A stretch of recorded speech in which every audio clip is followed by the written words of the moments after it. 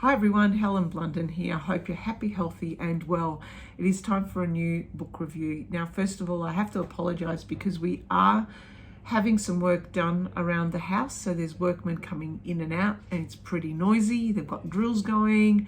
So apologies, but this review had to be done because I have to return the book to the library.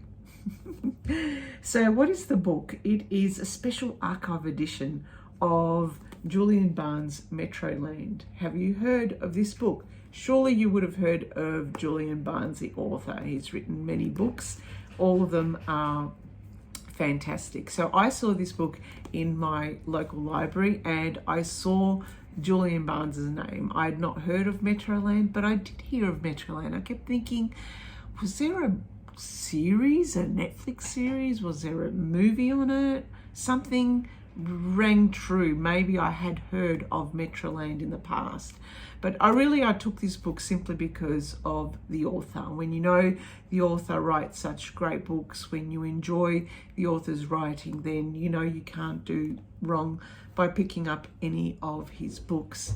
Now, this particular book is an archive edition, and what that means is there's a bit of a story. There's Julian Barnes' introduction at the beginning of the book, where he talks about how he wrote this book and how it was his very first book that he spent up to 7-8 years writing, and he was a bit fearful of publishing it because it was kind of like his baby. It was something that he wasn't sure whether it could be published because there's no storyline, there's no plot in an original sense.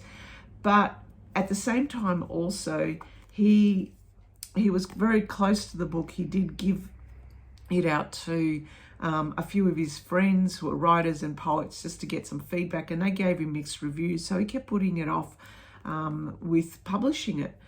But at the end of the book, there's also some letters to the editors. There's some, and I just love reading the typewritten letters, just to see how correspondence would have been done back in those times. There's some reviews of when Metroland was actually published, and it just was a great read, and it put into context what I was reading. So what is Metroland about? It's about a guy by the name of Christopher, and it's Christopher's coming of age. It's Christopher from an adolescent to a young adult to an adult, and kind of like the people and the things he is concerned about, or he worries about, or he questions in his life through those three ages.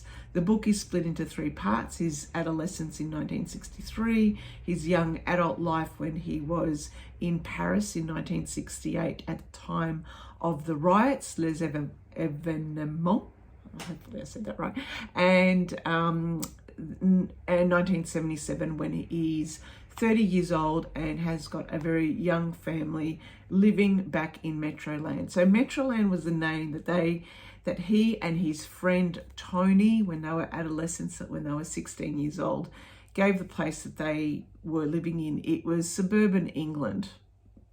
Pretty typical suburban England. Now, Tony, his friend, and Christopher used to be a couple of 16-year-olds who were a bit of smart asses, as we would call them here in Australia. I would say they would have been quite intelligent. They would quote Rimbaud and Baudelaire. They had the love of kind of like ribbing people, taking the piss out of them, and basically it was a way of having them escape the boredom of Metroland, the boredom of suburban England, if you will. And so they had these grand plans of what they would do with their lives and what their future would look like, and how their future would involve lots of women, lots of money, lots of nice cufflinks, a great job, a stable job. And they were, in one sense, they couldn't wait to grow up, and in the other sense, I felt that there was some kind of fear of growing up. They kind of felt that, they were better than everyone else. And I loved reading this bit simply because I just kind of kept thinking about all these young adolescent boys on the train, when I go into town, kind of like ribbing each other, thinking that they're the bee's knees, they're the best. And I just think to myself, yeah, I used to be like that when I was a teenager too, full of life, full of plans, ideas, but at the same time, getting pissed off by the adults and thinking that you were better than others. So I really enjoyed getting into the first part because it was a very good way of reflecting on, I guess, my own adolescent years and how positive they were, and also how we couldn't wait to grow up. So cut down to the second part, which is in 1968, and he's in Paris. And a lot of people had asked him, well, how did you get involved with the strikes of Paris? And, how did these big protests of Paris affect you? Well, he had gone unnoticed.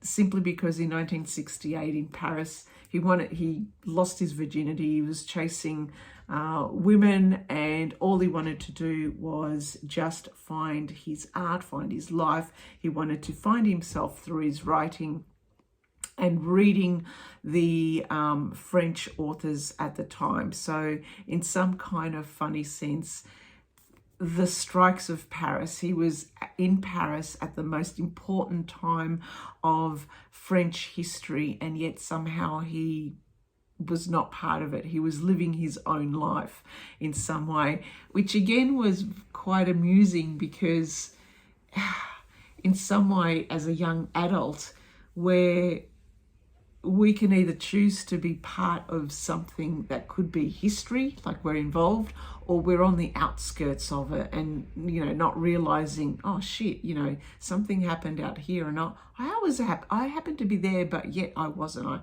I was in my own world. And that's what I felt that Christopher in Paris was. He was in his own world.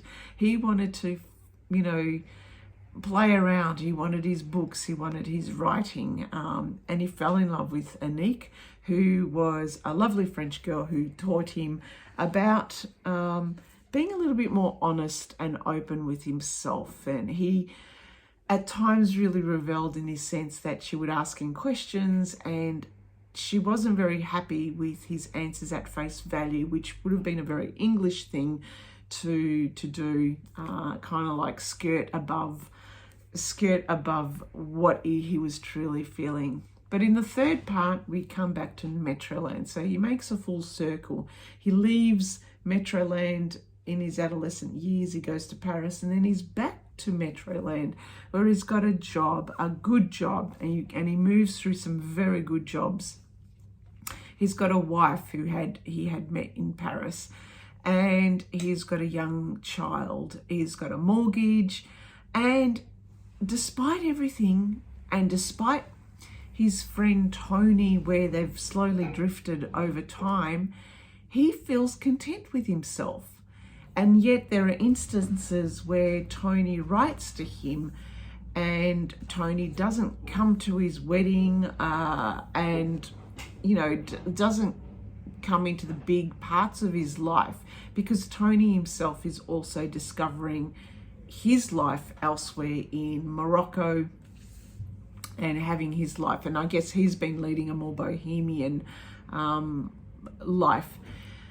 But Christoph kind of realizes he's content, he's happy with his world, so he's got nothing really to explain. And yet in the third part, there is this kind of like clash between Tony and himself, where Tony lays to question some of the choices that Christopher made in his life, that he sold out by going down the track of having a job, having a house, having a family, as if that was bad.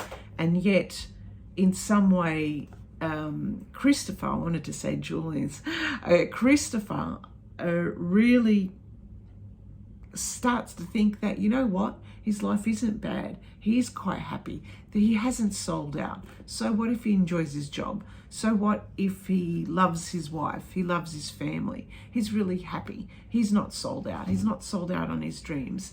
And I think the reason why I liked this book is because I could relate to it. And I think we all could relate to it, you know, moving from adolescence to young adult to adult, you know, having these big dreams of travel and doing stuff in our young adolescent years. But then in our young adult years, for me, I remember my young adult years were spent, the majority of them were spent in the Navy, where I traveled a lot. I met heaps of interesting people. I did everything I wanted to do. I wanted to try out stuff. I just did stuff. I loved it. And it was only when I was in my very late 30s, I decided to get married. And marriage was never part of my plan, but it just so happened. And I felt content and happy with it. And it was just really interesting that I kind of related to the characters and the ideals that they had, the plans that they had. And it was a wonderful book. I really got sucked into it. Now, I did a bit of a search, and it turns out that Metroland was actually made into a movie back in 1997 with Christian Bale. I didn't know Christian Bale. Batman was English, and he played the Christopher character. And I did a bit of a search on YouTube and found some clips of Metroland, and it seems that there were some changes from the movie to the book, or vice versa. But it was interesting to see Christopher as the Christian Bale character in the movie. So, look, I love this book. I love the characters, especially Uncle Arthur. Uncle Arthur seemed to be like a funny character. You just have to read this book to find out that we've all got an Uncle Arthur in our lives, and to see that this book really rung true for me, and I'm sure it will ring true for you. Wonderful writing, just beautiful writing that puts you in time and place and makes you recall your own adolescent and young adult years. All right then, thanks for listening and thanks for watching. Bye for now.